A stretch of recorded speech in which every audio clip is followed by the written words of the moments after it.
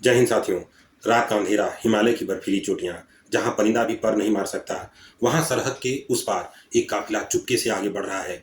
उन्हें लगता है कि घने बादलों और रात के अंधेरे में उन्हें दुनिया की नजरों से छिपा लिया है। लेकिन वो एक चीज नहीं जानते कि उन्हें हजारों किलोमीटर ऊपर से, अंतरिक्ष के सन्नाटे से एक आंखें उन्हें देख रही हैं। एक भारतीय आंख जो न सोती है न थमती है। एक ऐसी आंख जिसके पास अब अपना दिमाग भी है। क्या है इसरो की इस सीक्रेट आई वाली वायरल कहानी का सच? क्या ये भारत के पास एक वाकई एक एआई सैटेलाइट है जो चीन की हर चाल को नाकाम कर सकता है? आज हम सबूतों के साथ, तथ्यों के साथ इस आसमानी जासूस की पूरी कहानी आपके सामने रखेंगे। साथियों, ये कहानी किसी साइंस फिक्शन फिल्म की नहीं बल्कि आज के भारत की हकीकत है। और ये हकीकत की जड़ें हमारे इतिहास के जख्मों में छिपी हुई हैं। साल 1999 कारगिल की लड़ाई का वो समय जब अमेरिका ने हमारी सहायता नहीं की थी। हमारे वीर जवानों ने अदम्य साहस तो दिखाया, लेकिन हमें एक बहुत बड़ी कीमत चुकानी पड़ी। क्यों? क्योंकि दुश्मन ने कब, कहां और कैसे घुसपैठ की, इसकी सटीक जानकारी हमें समय पर नहीं मिली। अमेरिका ने अपने जीपीएस सिस्टम को हमें उन आतंकवादियों को जहां छिपे हैं उसको बताने से मना कर दिया।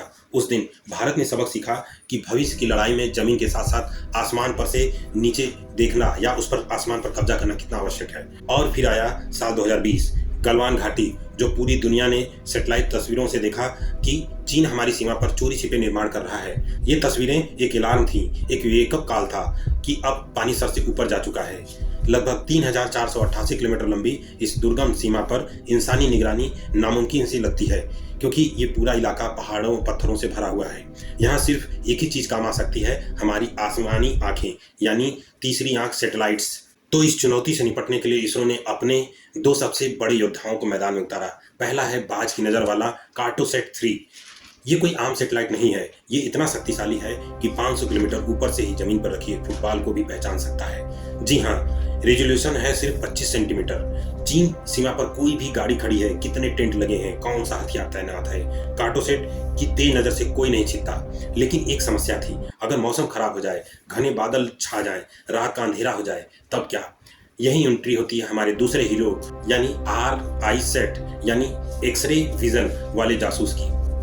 RISAT ऑप्टिकल तस्वीरों की बजाय वो राडार तरंगों का इस्तेमाल करता है जो बादलों, धूल और अंधेरे को चीर कर जमीन पर सटीक तस्वीरें ले सकती हैं। यानी बहाना नहीं चलेगा, चाहे दिन हो या रात हो, बारिश हो या बर्फबारी हो, भारत की नज़र हमेशा सरहद पर रहेगी। ये दोनों मिलाकर भारत को एक ऐसी ताकत देते हैं जो कुछ साल पहले तक पूरी तरह अकल्पनीय लगती थी। शानदार। तो अब हमारे पास बाज की नज़र भी है और एक्सरे का विजन भी है जो रात की अंधेरे में भी देख सकता है। समस्या हल हो गई क्या? है ना? नहीं, ये तो सिर्फ आधा सच है।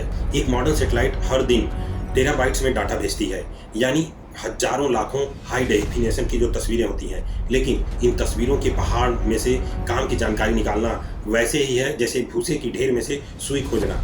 पहले इस काम को करने में हमारे एक्सपर्ट्स को कई दिनों, कई हफ्ते लग जाते थे। और जंग के मैदान में कुछ दिनों का मतलब है सब कुछ हार जाना। सही समय पर सही निर्णय लेने के लिए डाटा को जल्दी से रीड करना बहुत आवश्यक है। यहीं पर जन्म होता है हमारे OODA लूप की चुनौती का, यानी observe, Orient, decide and act. यानी देखो, समझो, फैसला लो और उसी के हिसाब से एक्शन लो। जिस देश का ये लूप जितना ही छोटा होगा, मतलब ये जो समय इतने इसको करने में, इस पूरी प्रक्रिया को जितना ही कम समय लगे, उतना ही जीतने की संभावना ज़्यादा होगी। और चीन के मामले में हमारी सबसे बड़ी कमजोरी यही है, जो समय। लेकिन अब नहीं, इसी समय की लड़ाई को जीतने के लिए इसरो ने अपना ब्रह्मास्त्र चलाया, यानी आर्टिफिशियल इंटेलिजेंस, AI। कल्पना कीजिए कि अब ये सैटेलाइट से भेजी गई सभी तस्वीरों को एक इंसान नहीं बल्कि एक सुपर इंटेलिजेंस AI एनालाइज करता है। ये AI इतना स्मार्ट है कि इसे सिखाया गया है कि चीन का जो टैंक है वो कैसा दिखता है, उसकी मिसाइलें कैसी, उसकी गाड़ियाँ कैसी हैं, उसके नए निर्माण कैसे होते हैं। उन सब तस्वीरों को वो सीख लिया है, देखकर समझ लिया है। जैसा कि आपको मैंने AI पर एक अलग से वीडियो बनाया है जिसमें बताया है कि AI काम कैसे करता है। आपने नहीं देखा हो तो उसे इस लिंक पर क्लिक करके देख सकते हैं। खैर, पहले इसे ध्यान से देखिए। जैसे ही सैटेलाइट कोई तस्वीर खींचती है तो AI तुरंत ही उसकी पुरानी तस्वीरों से मिलाता है, और जैसे कल की तस्वीर में कुछ और अंतर है और आज की तस्वीर में, तो उस अंतर को वो तुरंत ही उजागर करके और सेकंडों में आपके सामने बता देगा कि इसमें क्या अंतर है ना, क्या परिवर्तन है। यही जो 24 घंटे पहले कुछ भी नहीं था, लेकिन वहाँ अब 5 नए टेंट दिखाई दे रहे हैं, अगर गाड़ियाँ दिखाई दे रही हैं, तो ये सिर्फ जरूरी जानकारी नहीं बल्कि एक्शन लेने लायक इंटेलिजेंस है। और इसी को कमांड सेंटर पर भेज देता है और ये कमांड सेंटर उसी हिसाब से अपना निर्णय लेता है। और ये सब हो रहा है भारत के नए मिशन आई स्टार के तहत, जहां 5 सालों में 52 ऐसी ही स्मार्ट सैटेलाइट्स का एक सुरक्षा कवच माने खोल बनाने की योजना है। हाँ तो गुरु लोग, चीन के लोगन चकराई गल हुए हैं इस सोच के कि भारत अब अंधारों में देख लेता हो। इसने भारत के OODA लूप के दिनों को घटाकर मिनटों में लगा दिया है और ये अपने आप में बहुत बड़ी क्रांति है।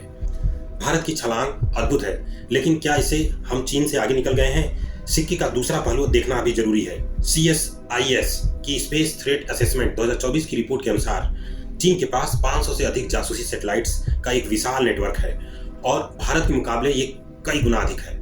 यही नहीं, चीन के पास जियो स्टेशनरी ऑर्बिट में भी जासूस सैटेलाइट्स जो होते हैं वो मौजूद हैं, जो कि एक ही जगह पर टिक कर पूरे हिंद महासागर पर 24 घंटे नजर रख सकते हैं। एक ऐसी क्षमता जो भारत अभी बना रहा है। लेकिन सबसे बड़ी चिंता की बात यह है कि चीन के पास सिर्फ देखने की ही नहीं बल्कि अंधा करने की भी ताकत है। उसके पास जमीन पर आधारित लेजर्स हैं जो हमारे सैटेलाइट के कैमरे को खराब कर सकते हैं। उसके पास जैमर्स हैं जो सिग्नल को रोक लेते हैं, जैसा कि 2007 में दुनिया को उसने करके दिखाया था कि उसके पास A-SAT जैसी मिसाइलें भी हैं जो कि अंतरिक्ष में हमारे सैटेलाइट को सीधे तौर पर नष्ट कर सकती हैं अगर वो चाहे। तो सवाल ये है दोस्तों कि क्या हमारी आसमानी आंखें सुरक्षित हैं? भारत इस विषमता का सामना कैसे कर रहा है? यहीं पर भारत की असली रणनीति सामने आती है। भारत चीन के साथ सैटेलाइट की गिनती की रेस में नहीं लग रहा। चीन अगर क्वांटिटी यानी संख्या पर खेल रहा है तो भारत हमारी क्वालिटी यानी गुणवत्ता और स्पीड यानी गति पर दांव लगा रहा है। भारत का मानना है कि 500 डंप सैटेलाइट से बेहतर है कि 50 स्मार्ट AI पावर्ड सैटेलाइट्स जो तेजी से डेटा को इंटेलिजेंस में बदल दें। इसके साथ ही भारत ने अंतरिक्ष में अपने सैटेलाइट की सुरक्षा के लिए 2019 में मिशन शक्ति यानी A-SAT टेस्ट करने की अपनी क्षमता का प्रदर्शन भी किया था। संदेश साफ था कि अगर हमारे सैटेलाइट पर हमला हुआ तो हम भी जवाब दे सकते हैं। और तीसरा रास्ता है दोस्ती का। भारत क्वाड जैसे संगठनों के माध्यम से अमेरिका, जापान और ऑस्ट्रेलिया और इंडिया, मतलब ये क्वाड में 4 देश शामिल हैं, के साथ स्पेस इंटेलिजेंस का साझा कर रहा है। क्योंकि आज के दौर में नेटवर्क सिक्योरिटी ही सबसे बड़ी ताकत है। नेटवर्क से मतलब है कि आप पूरी तरह से चारों तरफ से एक नेटवर्क बना लें और किसी भी समस्या को या किसी खतरे को देखकर पूरी एक इंटेलिजेंस जाल के तौर पे और हमला करने के लिए भी आपके पास कई सारे रास्ते हों, तो इसको नेटवर्क सिक्योरिटी के अंतर्गत समझते हैं, जिसमें कई सारे देश शामिल होकर अलग अलग बेसिस से सारी चीज़ों को करते हैं, चाहे वो सुरक्षा के लिए, इंटेलिजेंस के लिए या हमला करने के लिए, सभी कामों के लिए होता है। तो आगे का रास्ता क्या है? एक पुरानी कहावत है कि नजर हटी दुर्घटना घटी। आज की दुनिया में वो नजर आसमान से आती है। भारत 3 रास्तों पर एक साथ चल रहा है। पहला है आई स्टार जैसी स्वदेशी कार्यक्रमों के जरिए आत्मनिर्भर बनना। दूसरा है मिशन शक्ति जैसी क्षमताओं से अपनी निवारक शक्ति को मजबूत करना। और तीसरा है क्वाड जैसे दोस्तों के साथ मिलकर एक सुरक्षा का नेटवर्क बनाना। इस कहानी में एक और दिलचस्प मोड़ है। भारत के private space startups 41 pixels, Galaxy Eye जैसी कंपनियां हमारे छोटे और सस्ते और खास काम करने वाले सैटेलाइट्स को बना रही हैं, जो इसरो की ताकत को और ज्यादा अधिक बढ़ा देंगे। ये लड़ाई सिर्फ सीमा की नहीं है, बल्कि टेक्नोलॉजी, रणनीति और भविष्य पर वर्चस्व की है। जब भी दुनिया ने भारत को कमजोर समझा है, हमारे वैज्ञानिकों ने, हमारे इंजीनियरों ने नामुमकिन से नामुमकिन काम को मुमकिन कर दिखाया है। चाहे चंद्रयान मिशन हो या मंगलयान, इसरो हर भारतीय के लिए एक गर्व का प्रतीक है। ये आसमानी आंखें सिर्फ एक हथियार ही नहीं, ये 140 करोड़ भारतीयों के लिए आत्मविश्वास है।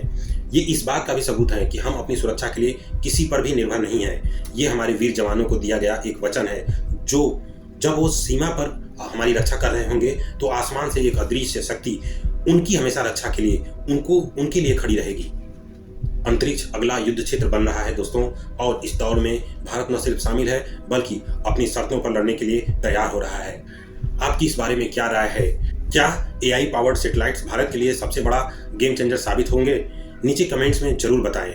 और अगर आपको ये प्रयास हमारा पसंद आया हो तो इस वीडियो को लाइक करें और दूसरे अपने मित्रों, अपने घर परिवार में पूरी तरह से इसको फैला दें। और हमारे चैनल को सब्सक्राइब करें, ये बिल्कुल मुफ्त है, जिससे इस प्रकार की जानकारी आपको भविष्य में हमेशा मिलती रहेगी। तो फिर मिलते हैं अगले अंक में, तब तक के लिए जय हिंद।